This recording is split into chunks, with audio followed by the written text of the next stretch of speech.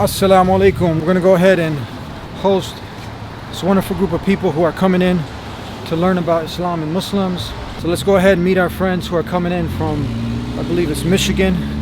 Let's go ahead and answer their questions, make them feel at home, make them see that it's not a bomb making factory that they're coming into.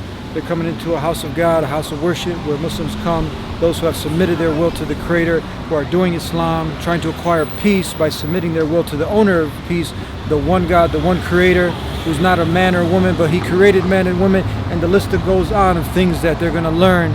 But the main thing is that they're courageous enough, brave enough to come and make the human connection, to remove the ignorance, which will remove the fear, and through that we can establish more of a peaceful and harmonious society with our neighbors and friends, colleagues. We'll see you there. Come on, let's go ahead, check it out. Assalamu alaikum. So as you notice, now everybody, they come in and disperse now and go back to work. But this is the Jummah.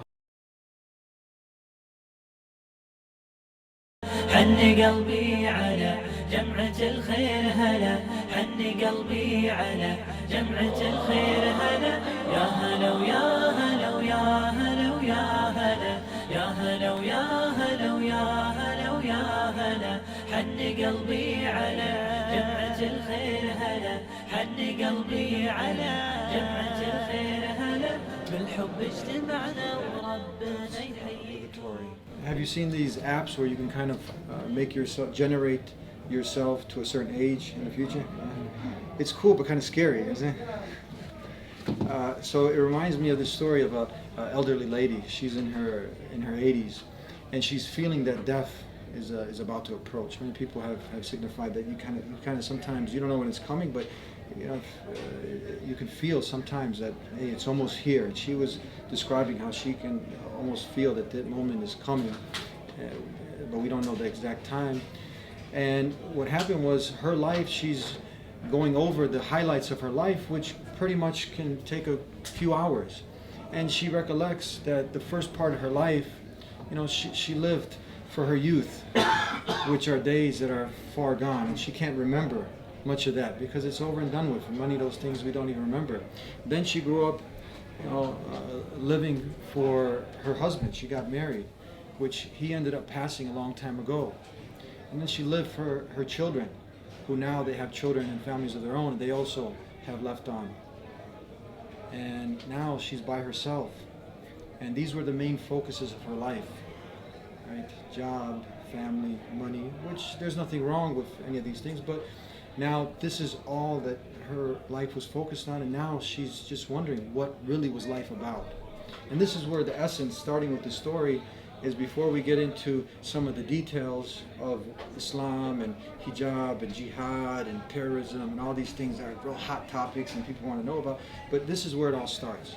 It starts with the individual really reflecting deep down in themselves and asking those crucial questions. Where did I come from? Why am I here? Where am I going when I die? And then a person, if they don't suppress what's already in their nature, the belief. Oxford did a study with 57 academics in 22 different countries, and they concluded that the belief in the divine, in God, is just something that's natural. A lot of us forget that because we're in the concrete jungle, we don't get out in nature, we don't reflect, so with the whole new atheism growing and whatnot, and people end up denying that reality. They see the basic belief system of belief in only one God, belief in the angels, belief in the messengers, that these angels brought the revelations to the books, and now confirming the day of judgment, that these messengers warned people and gave the glad tidings and about paradise and hellfire and the day of judgment. And God is not ignorant of anything. He knows all. This is all the destiny of God. Now this is the belief system. You say, okay, this makes sense. All this evidence adds up. Count me in. What do I have to believe? You believe this, and now you say, that's it. Now you do, because talk is cheap.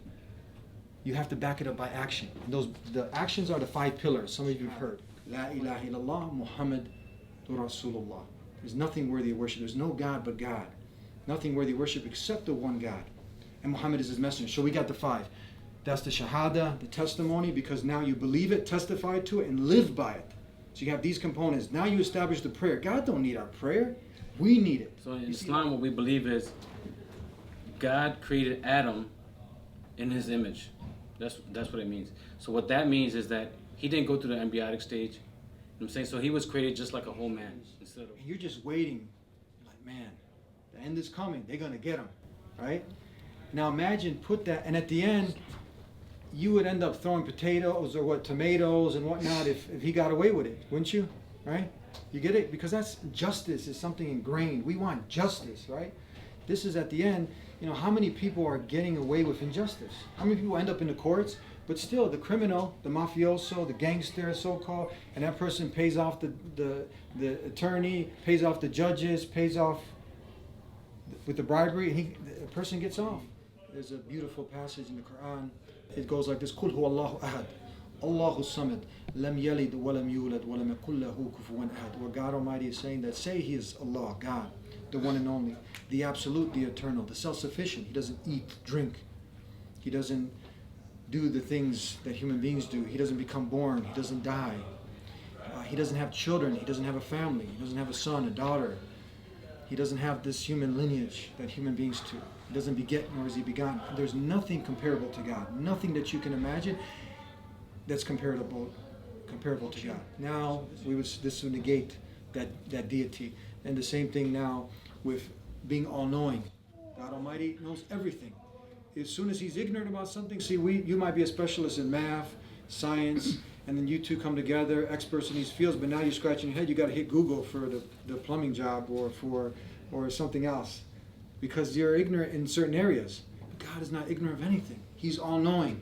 His knowledge encompasses all things. So that's the quality of God. That's when we talk about the Creator, that's the one God that we're talking about. And you could be one of those. Go ahead and make an appointment. Call any masjid, mosque in your locality, in your city. If you're in Chicago, check out the MCC Muslim Community Center. You can go ahead and request me. I can go ahead if I'm in town, if I'm available, be your host, be your tour guide, answer your questions, and help you take that learning to a whole nother level. Learn and grow and get to appreciate what close to 2 billion people in the world are appreciating. Islam, that submission to the Creator, not the creation, living life according to how the Creator wants us to live. واقصف الأرجاس من بدء الصباح ألبسيهم كل موت مستفيض